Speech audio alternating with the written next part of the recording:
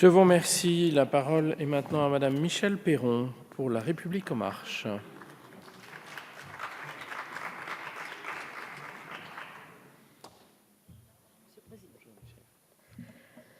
Monsieur le président, monsieur le ministre, mes chers collègues, tester, alerter, protéger, soigner est la stratégie que nous avons adoptée pour lutter contre cette épidémie. Alors que nous achèverons prochainement ce second confinement, les chiffres indiquent que la stratégie du Gouvernement est la bonne.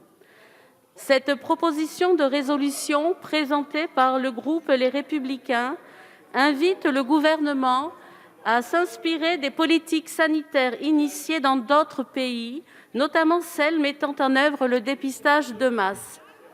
Il est indiqué dans l'exposé des motifs de cette proposition de résolution que ces politiques auraient prouvé leur efficacité chez nos voisins européens notamment, et vous laissez aussi entendre qu'une stratégie de dépistage massif aurait permis d'éviter un reconfinement.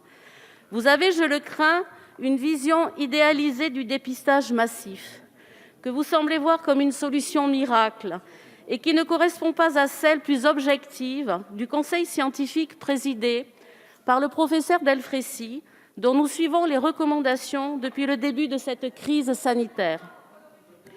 Vous citez notamment la Slovaquie et la ville de Liverpool, particulièrement touchées par l'épidémie, qui a en effet choisi de lancer une campagne de dépistage massif. Néanmoins, le conseil scientifique a indiqué ne pas avoir le recul nécessaire pour évaluer ces expérimentations, et la seconde a déjà fait l'objet d'une publication très critique. Les auteurs soulignent notamment que cette expérience pilote n'a pas démontré ses capacités à réduire la transmission virale dans la zone concernée. Il faut également expliquer aux Français que pour remplir ces objectifs, un dépistage de masse implique que plus de 90% de la population soit testée et que pour les personnes testées positives, le résultat doit par ailleurs s'accompagner d'un isolement strict. Il faut leur dire aussi que pour être réellement efficaces, ces tests massifs doivent être répétés de façon régulière, minimum une fois par mois. Donc non, nous ne disposons pas aujourd'hui d'exemples sérieux et comparables à notre pays qui justifieraient de mettre en œuvre une telle politique à l'échelle nationale. Mais qu'il soit utile de nous inspirer de ces expériences internationales et ne fermer aucune perspective pour lutter contre cette épidémie, c'est en revanche une évidence. Et c'est ce que nous faisons depuis le début de l'épidémie. Le conseil scientifique a pour cette raison préconisé la mise en œuvre d'expérimentations sur notre territoire. Et le Premier ministre vient d'annoncer plusieurs expérimentations à l'échelle d'aires urbaines, denses, bien ciblées. Permettez-moi de souligner que nous n'avons pas attendu pour avancer sur ce sujet. Nous y travaillons avec tous les acteurs de la lutte contre cette épidémie. Vous évoquez par ailleurs l'Allemagne comme illustration de dépistage systématique. Je dois ici rétablir une vérité. Si, comme la France aujourd'hui, l'Allemagne est l'un des pays qui testent le plus en Europe, elle ne mène pas pour autant de politique de dépistage systématique et massif.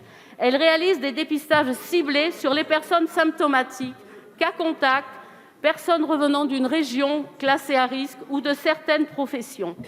Et le test des personnes asymptomatiques n'est généralement pas recommandé.